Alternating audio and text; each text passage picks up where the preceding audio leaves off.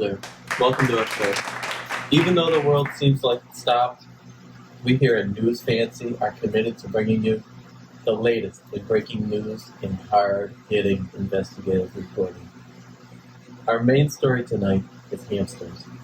Is the NSA planting listening devices on your furry friend? We find out later. But our first story of the night is Social Security. Social Security, the monthly payments that old and disabled people receive when they can no longer work, but primarily older people. Now, most working Americans know this Social Security is averaged by your lifetime earnings and the age you elect to start taking these Social Security benefits. The earliest age for this is 62, but new data coming out shows that you might need to start working longer if you want to see these full benefits. It seems that if you wanted to gradually raise the retirement age from, let's say it's around 67 now, to something like 68 or 69 or 70 and phase that in over a very long period of time, at least it would make people feel more comfortable that they would have benefits in the future, where right now a lot of people fear they won't have benefits at all. Now, the repercussions discussed here are happening for a reason. For the first time since 1982, tax inflows are projected to be less than the total payments made. This is a problem. Those tax numbers were not going up before the spread of the COVID-19. Now there will be a further decrease in revenues. Due to the market contractions and uncertain future benefits, people who could have retired, like Bill Van Gorder, are forced to work in their 70s. So these ones seem to be working okay. They sell Nordic walking poles in Atlantic Canada. It's a passion that pays. The extra income is not only helpful, but necessary. You know, back in 2008, when the market tanked, all I had was our savings, and they were cut about in half. More Canadians are choosing to keep working rather than retire. Over the past 20 years, the percentage of Canadians 65 and up who are still in the workforce has more than doubled. Seniors are working longer than before for a number of reasons. Only 50% of workers, full-time and part-time, participate in a retirement plan at work. This includes those who participate in a pension plan or a retirement savings plan, leaving approximately 140 million Americans without a retirement plan at all. And you might ask, what is the problem? Well, people aren't saving nearly as much as they used to. They will end up relying solely on Social Security benefits, which, by the way, estimated an average payment of $1,503 a month. Approximately half of its beneficiaries receive less than $18,000 a year, and about 20% of seniors live on less than $13,000 a year, which happens to be below the poverty line. This means Grandma, who thought she was going to be living carefree in paradise, is now bringing in less money than your average fast food employee.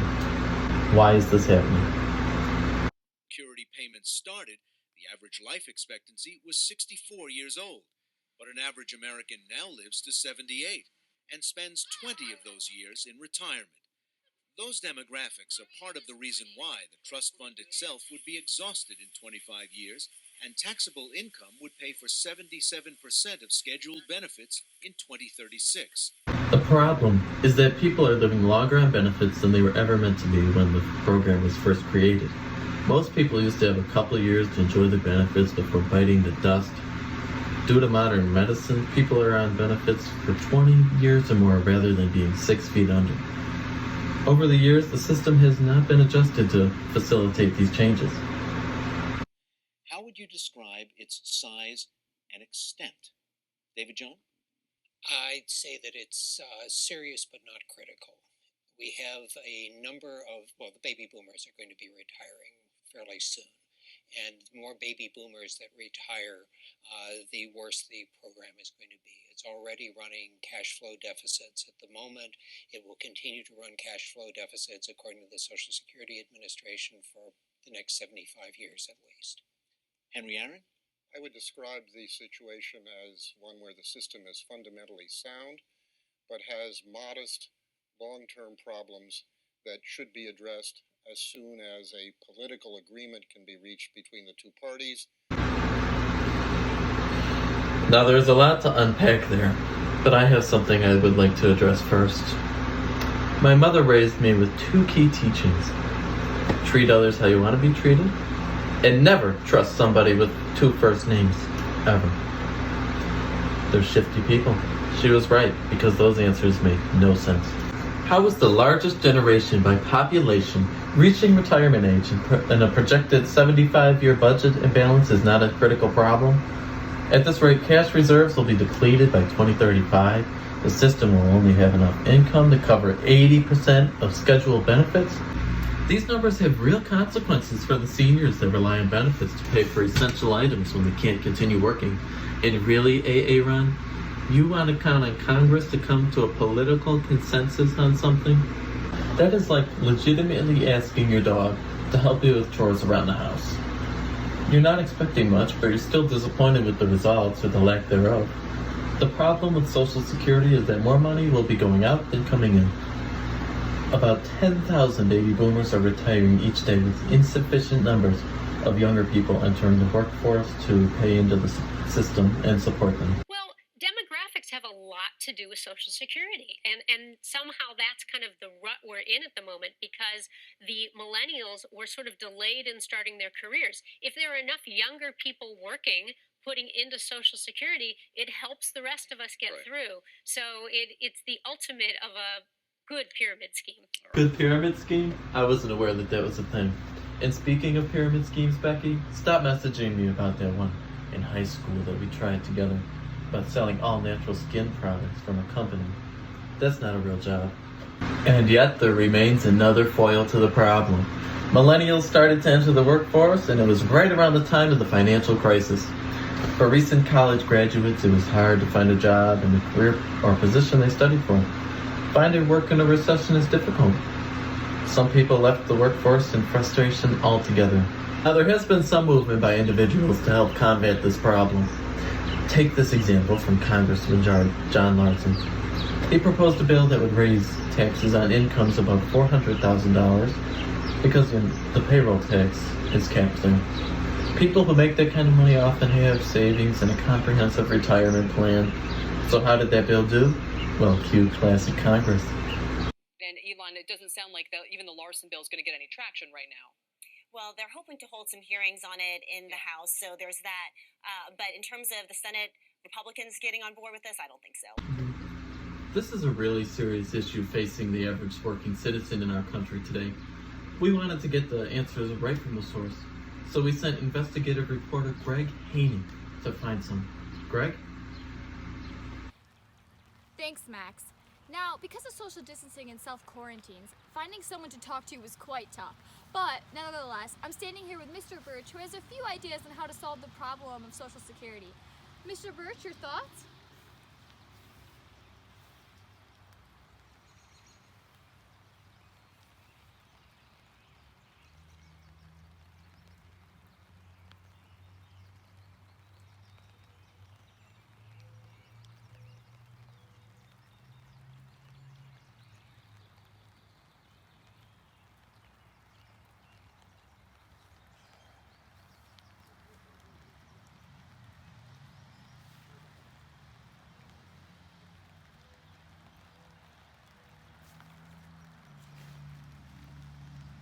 Sorry, I don't speak Italian. Well, you heard it here first, folks. And may the force be with you. Back to you, Max. Wow, that was fantastic. Thanks, Greg. Now, he isn't the only person trying to make an effort to put more money into his Social Security Trust Fund. There's actually a Social Security caucus that was started by Bernie Sanders and Elizabeth Warren and some members of the House last fall. So this is definitely an issue that is on the radar. But unfortunately, we know that Congress likes to work on a deadline.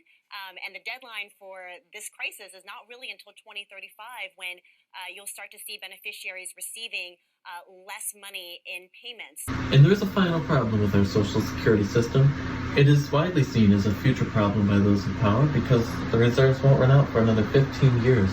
However, in the meantime, uncertainty in the future of Social Security and the market can have disastrous ramifications for older people who are unable to work past the retirement age. Congress can only see into the future as far as the next election cycle. And because their members are financially stable, change is unlikely to come from within. So tonight, I'm encouraging you, our valued viewer of News Fancy, to take time out of your day and contact your local representative in Congress. Demand action and change. and put pressure on those who see this issue as a future problem. What else is so important right now that you can't? You've already watched Tiger King 6 times. Or that's just me. Okay. Well, if we all band together and demand action, we can put Carol Baskin in jail for murdering her husband. My apologies. What I meant to say is, if we demand change, our retirements can be a lot like this lady's perfect night. Eat bread and desserts and just get all fat and sassy. We have to go to a commercial now, but when we return, we have an exclusive interview with Paul's hamster, Mr. Nimble. You won't want to miss this. We'll be right back.